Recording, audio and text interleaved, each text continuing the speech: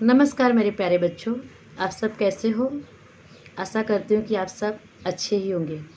चलिए आज हम गणित से संबंधित भूमितीय आकारों की जानकारी प्राप्त करेंगे।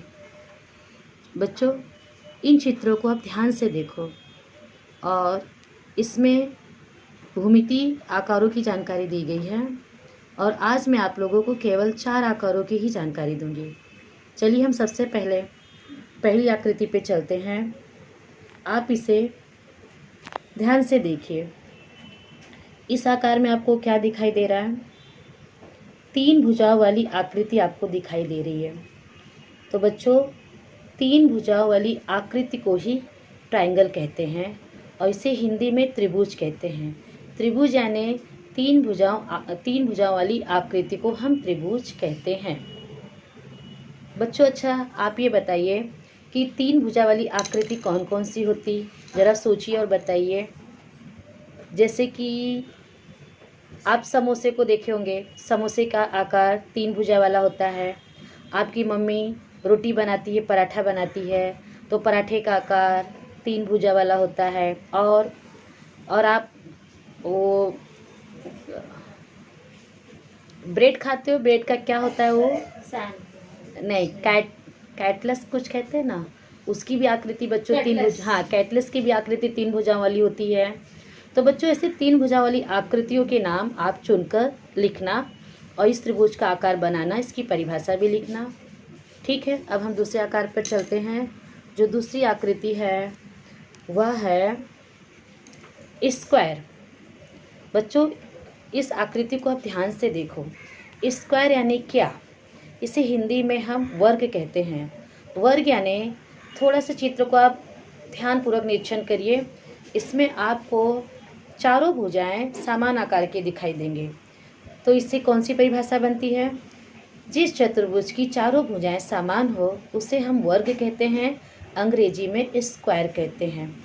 तो बच्चों, मुझे लग रहा है कि स्क्वायर किसे कहते हैं आप अच्छी तरह से समझ गए होंगे। चारों समान भुजा वाली आकृति को हम स्क्वायर कहते हैं। इसके कुछ एग्जाम्पल आप दोगे? जैसे कि आपके घर में टाइल्स वगैरह लगी होती है तो वह टाइल्स स्क्वायर आकार की रहती है। आप रुमाल का यूज़ करते हो, रुमाल स्क्वायर वर्गाकार होता है। और कुछ बताएंगे? लूडो आप खेलते हो, लूडो का आकार भी स्क्वायर होता है। आप लोग कैरम भी बहुत खेलते हो तो कैरम का आकार भी स्क्वायर ही होता है। और कुछ आप बता सकते हो? आप अपने घर में जो भी वस्तुएं हैं उसका ध्यानपूर्वक निरीक्षण कीजिए और स्क्वायर वाली वस्तुओं के नाम लिखो। चलो अब हम आगे दूसरी आकृति को देखते हैं, वह है सर्कल। तो बच्चों, ये सर्कल वाली आकृति को जरा आप ध्यानपूर्वक देखिए और ऑब्जर्व कीजिए कि इसमें क्या बताया गया है। यह आकार आपको कैसा दिखाई दे रहा है? पूरी तरह से गोल दिखाई दे रहा है। तो आपको समझ में आ गया सर्कल किसे कहते हैं। जो आकृति आकार में गोल आकार की होती है या वृत्ताकार की होती है उसे हम सर्कल या वृत्त कहते हैं। तो बच्चों, सर्कल यानी क्या ये आपको समझ में आ गया। गोल आकार वाली आकृति को हम सर्कल कहते हैं। तो आप इसके कुछ उदाहरण दोगे हमें? गोल आकार वाली चीज़ें जैसे कि मम्मी के माथे की बिंदी, मम्मा घर पे रोटी बनाती है वह गोल आकार की होती है। मम्मी चूड़ियाँ पहनती है या आपने चूड़ियों को देखा होगा वह भी गोल आकार का होता है। और जब पंखा चलता है तो वह वृत्ताकार में ही गोल गोल घूमता है। और कुछ गोल आकारों की जानकारी आप दे सकते हो? अपने आसपास के परिसर में देखिए गोल आकार की चीज़ें तुम्हें कौन कौन सी दिखाई देती है, आप उसके नाम लिखिए।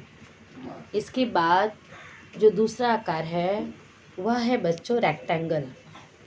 आप इस चित्र को ध्यानपूर्वक देखिए, इसे ऑब्जर्व कीजिए और समझने की कोशिश कीजिए कि इस चित्र में क्या अंतर बताया गया है। इस चित्र में बच्चों आमने सामने की जो भुजा है, आमने सामने की भुजाओं की लंबाइयाँ समान है। तो रेक्टेंगल हम किसे कहते हैं? जिस चतुर्भुज के आमने सामने की भुजाओं की लंबाई समान हो उसे हम रेक्टेंगल या फिर आयत कहते हैं। तो बच्चों, परिभाषा अच्छी तरह से आपको समझ में आ गई। रेक्टेंगल यानी आयत। जिस चतुर्भुज की आमने सामने की भुजा समान हो उसे हम रेक्टेंगल या आयत कहते हैं। मैंने फिर से रिपीट किया ताकि आपको परिभाषा याद रहे। तो बच्चों, रेक्टेंगल के आकार की कुछ वस्तुओं के नाम बताइए। जैसे कि मैं आपको बताती हूँ, आपके घर में जो दरवाजे होंगे, जो खिड़कियाँ होंगी, या आपकी किताबों का जो आकार है, या कुछ टाइल्स भी होती हैं। घर में जो फर्नीचर होते हैं, कपाट हैं, ड्रेसिंग टेबल है, या आपका जो मोबाइल है, या आपकी जो एलसीडी टीवी है, इन सभी चीज़ों का आकार रेक्टेंगल या आयत के आकार का ही होता है। इसके अलावा भी आपके घर में जो वस्तुएं रेक्टेंगल के आकार की दिखे उसके आप नाम लिख लो। तो बच्चों, आज हमने कितने भूमितीय आकारों की जानकारी प्राप्त की? कोई बच्चा मुझे नाम बताएगा? ठीक है, चलो मैं ये बता देती हूँ। पहली थी ट्रायंगल, स्क्वायर, सर्कल, रेक्टेंगल। मैं इनके नाम आपको हिंदी में फिर से बताती हूँ।